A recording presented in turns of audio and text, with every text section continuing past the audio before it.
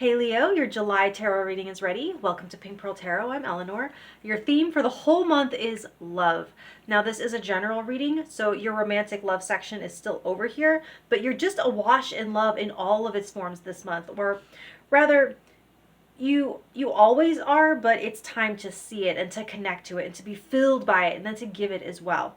Now, your first clarifier on that is the Four of Cups reversed. So you are going to be seeing and opening up to love in places that you haven't considered or looked at before, or it could be telling you to look somewhere where you haven't considered. And this can be an offer that came in at a bad time in the past that is revisiting you now. And this is non-romantic love that you might have dismissed because you were just looking for that for some of you. And you could be recalibrating how you prioritize the different flavors of love in your life, or just appreciating more the love that surrounds you. Your second clarifier is the Page of Wands, and this feels very puppy love to me, crush energy. It's the first stirrings of chemistry between two people. I do see that the love is first. The love has been there like static, and here it's generating a spark. And so if this isn't romantic, it's something very creative and purpose driven. But essentially, I see the substrate of love like a storm cloud, which is not a bad thing. It's like this thing full of water, full of emotion, and it is starting to generate lightning. So your third clarifier is the Ten of Swords reversed. Something is hanging on by a thread here. And I see either that you need to access enough self-love to let something end that needs to, or love yourself enough to move on without closure, or essentially give closure to yourself. Love is not a good enough reason to put up with ongoing repeated pain. You might need to love someone from a distance for your own well-being in this case. So getting into your week to week, for the first week you have the Hanged Man. Huge energy of trust here. This week could hold a situation that you can't change from the outside, and all of your power is concentrated in your ability to trust and surrender to a process that is much, much bigger than you, as in like planets moving and shifting bigger. Now the key is to think or perceive or view from the opposite vantage point that you have been.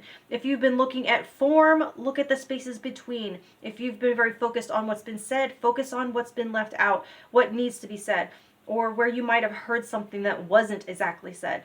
Now, it can be putting yourself in someone else's shoes to see that if you can understand their behavior better. This is where, when things haven't been adding up and you're missing the factor that would make everything make sense, stepping back to take in more could fill that in for you. Mostly, just don't act with partial or myopic information. For the second week, you have the Seven of Swords. First thing this week, let good enough be good enough. Try not to give into all or nothing thinking. Done might be better than perfect right now. And if you do your best, just let that be enough to sleep at night.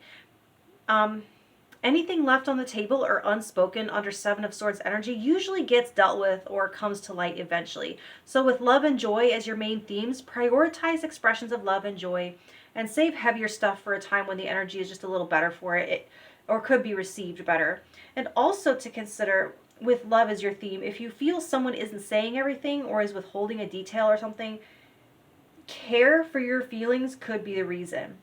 And finally, don't ignore your own wisdom. Your self-honesty trumps everything. So if you're struggling to express needs, go back to a conversation with yourself to name them first, and then come up with quantifiable ways for people to meet them. Because it's just not fair to make people who love you guess at it. Now for the third week, you have the Six of Pentacles. Reciprocity and equal give and take. Balance of power is important in any type of relationship.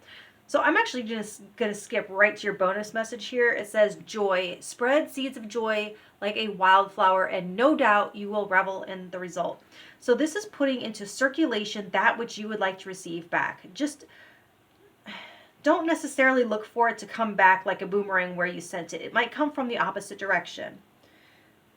Love for love's sake, not to get something. This is also a mirroring energy. So if you have someone on your mind, you can bet you're on theirs too.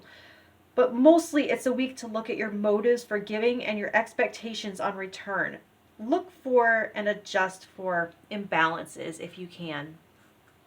Okay, so week 4, you have the Six of Wands. And so, yay, here is your external validation. Now, we all need it to some degree. It's like, while our overall self-concept shouldn't be completely dependent on it, it's still a basic and valid human need. You could be achieving some kind of personal victory here too by the end of the month. It's a time to be seen and to celebrate yourself or your accomplishments. And there is teamwork here too. Now, with regards to romantic pairings, look up vasopressin bonding. This is bonding that happens in the brain when you solve problems together. Now, for work, you have the Seven of Pentacles with the Six of Wands. And so, again, Six of Wands, maybe that last week of the month has nothing to do with love card, and it's more to do with your finances. And also, Cancer had that Seven of Pentacles in the same position. So many of you could have some scores or numbers coming in reporting success and wins. Now, for the self-employed, you could be getting some good publicity, seeing your reach growing, or getting some good collaboration opportunities popping up. Make sure if you do have a team or people going out there and doing the work that you are rewarding them.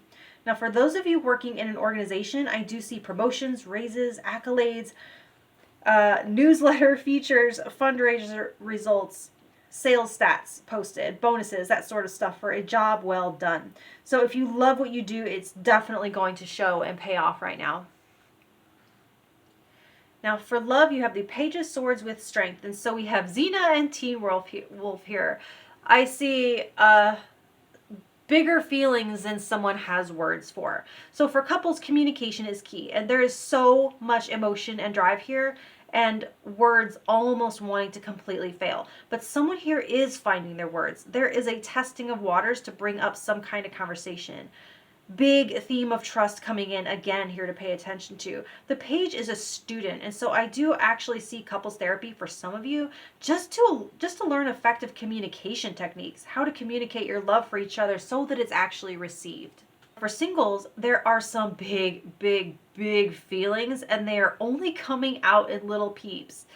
Curiosity is key here. So with your theme being love and strength, it's almost all consuming. And I see y'all eyeing, like peeping each other's social media, you and a potential love interest, that is. And it's just, there's this strong, almost animalistic love and very small words.